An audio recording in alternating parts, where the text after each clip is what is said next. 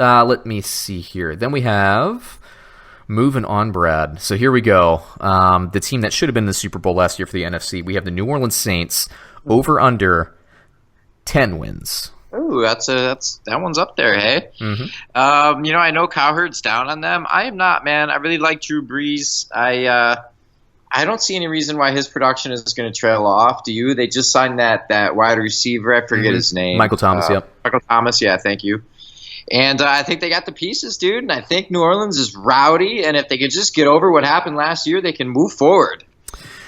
I've heard the Cowherd stuff, and the theory is, a Super Bowl hangover from the losing team who's done well. Well, I remember New Orleans losing a Super Bowl and then winning one right after that, And I think that Belichick and Brady in New England,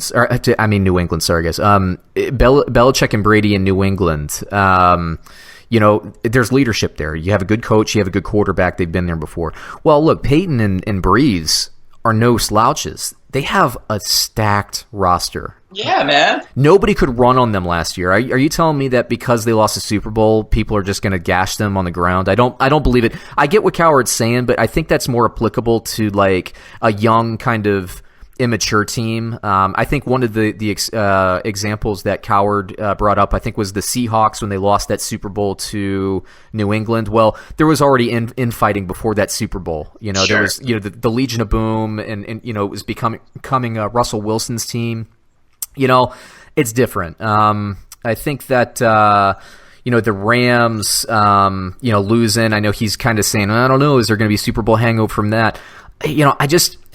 Look, I just don't buy it with this group because of the veteran leadership and the coach that's been there before. They know what it takes to win a Super Bowl. They've won a Super Bowl before.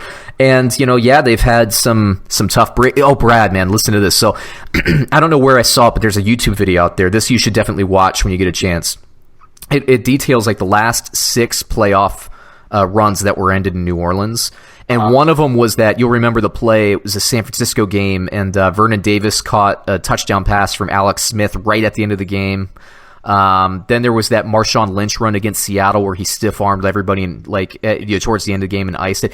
They just were going clip after clip of tough playoff losses, and they were brutal. Yeah, and there's the Vikings one 2 years ago where he totally... Right. Okay. Yeah. So there you go. Right. Cowherd's argument is that, hey, it was a deep playoff run, a crippling loss. Well, how about that Minnesota one? And then they come back last year. They should have been in the Super Bowl. So I just don't buy the argument. I get the argument if it was. I mean that team. I know we always talk about the Chiefs and the Patriots, and dude, that team has the quarterback, it has the coach, it has the talent all around. Mm-hmm. It has experience mixed with young talent. I mean, they're set up, dude, and I would watch out for them, to be honest. Yeah.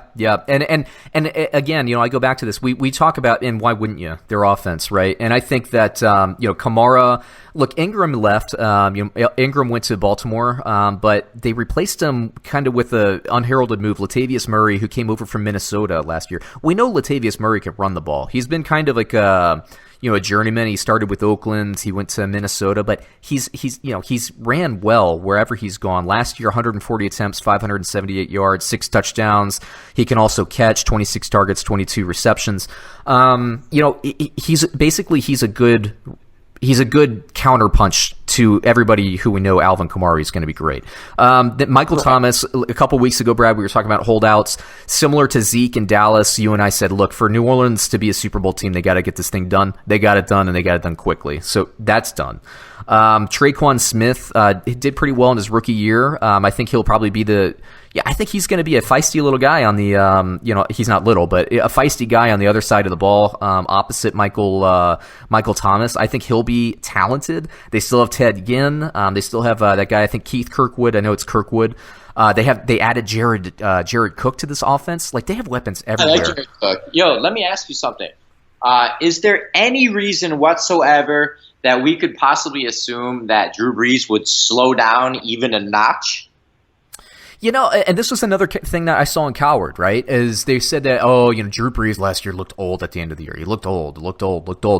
I don't buy that, because you and I were talking at the beginning of the season. I remember there was an episode, I don't remember, it was probably like week 15-ish. We were talking about this.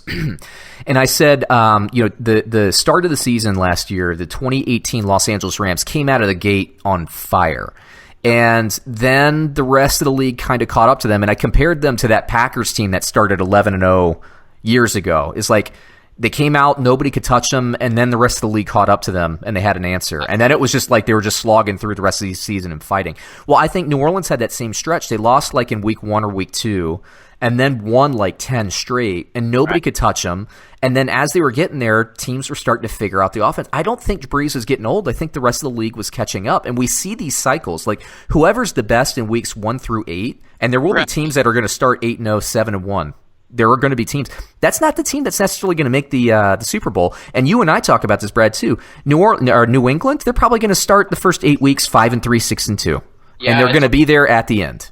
It's all about when you get hot. I mean, with my Green Bay experience, when they won the Super Bowl in 2010, 2011, they were 8-6, and they were just kind of an average team. And they had to win the last 2 games to get into the playoffs. And they did. And they won huge, like 2 big games. And they were just on fire. And then they rolled through the playoffs, right? So they got hot at the right time. And that hotness continued that following year. They were 11-0. But my point is if you get hot at the right time, you can fly, but it doesn't last forever, obviously. Right. So you could start 10-0 and be the best thing that ever been invented, but then you come back down to earth, and that's just kind of how the league is set up. Yeah, then you get into the thing is, like, if you're beating everybody like 40-10 in the first, like, the team, you have to go through some toughness too, because in the playoffs you're gonna be challenged, right? So, does your team know how to win coming from behind? Can they, when you're challenged, right, when you have the Rams and the Saints basically trading blows in that NFC Championship game, which one has the character to come back, right? So the Saints feel like at the end of regulation they were robbed. Well, why didn't they come out and shut the Rams down? Like, why they kicked the field goal and took a lead. Why didn't they just stop the Rams from kicking a field goal? They took a lead. I think that's what everyone forgets. They did. Definitely took a lead with less than 2 minutes to go. So, now, look, there's no excuse in what happened there. We've talked. So, like, if you're a new listener, like, we're not. Look, the NFL shouldn't have done what it did.